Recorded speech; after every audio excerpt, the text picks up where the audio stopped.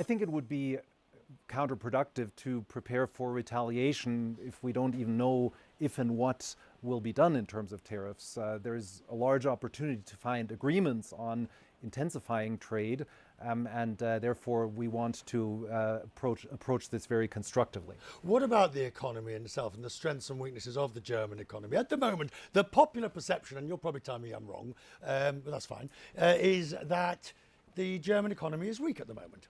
That it's not exactly in crisis, but it is not growing. It is not producing the jobs necessary at the moment. It is not, you've got major manufacturers like Volkswagen who are closing factories or laying off workers for the first time in decades. Yes. No, I mean, you may be surprised. I'm not going to sugarcoat this. Our growth potential has declined from 1.5% to 0.5% for the foreseeable future. So this is not a cyclical temporary issue that will go away automatically. We need deep structural changes to enhance our growth potential.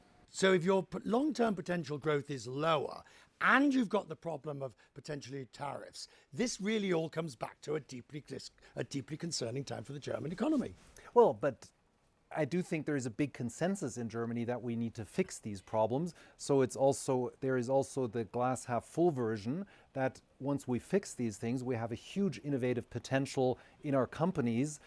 We have a very qualified workforce, we have technology. So if we fix our problems and we address our structural deficiencies in the labor market, qualified work, in the lack of tax incentives for investments, in energy prices, in too much bureaucracy, then we also have a big opportunity to find our way. Germany traditionally is one of the growth engines of Europe, and that's what we have to get back to. So the last German chancellor who managed to do this was Gerhard Schröder many years ago. Unfortunately, I remember covering it, but that's another story.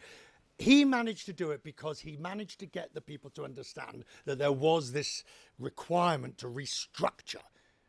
You've got an election coming up. This is going to be one of the key issues. Well, of course, I mean, the fundamental issues now are different than they were then. When Gerhard Schröder made his reforms, we had 5 million unemployment. Now, when we ask our companies, they say the biggest problem that they have, or one of the biggest problems, is to find skilled labor. So we have a different problem set now than they had. But you're absolutely right. We need an impulse for a lot of economic reforms.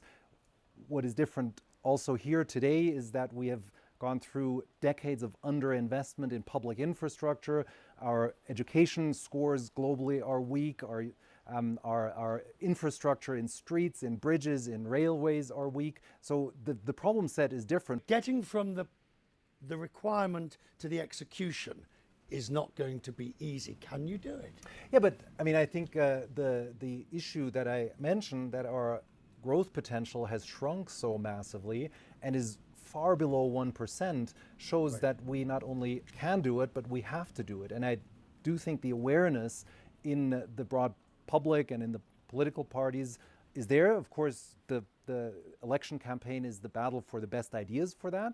But your question, can we do it? The answer is absolutely yes.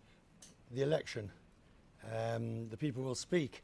How concerned are you about the right, the far right, particularly when Elon Musk is chiming in and seemingly bolstering in a way that is quite unforeseen and not been seen before? Well, of course, we are very concerned that the extreme right party is at the numbers that they are at, but there are very solid and sound democratic alternatives to that. So we just have to bring those forward and find a government constellation that ends up agreeing and executing.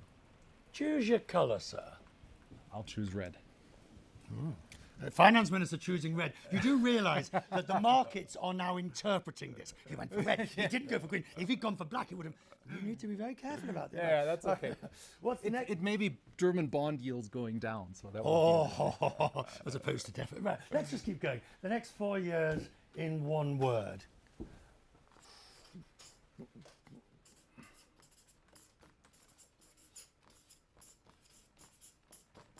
Growth potential. It's a long word. Thank you, sir. Is that one word? Yeah, we'll happily take that as one word.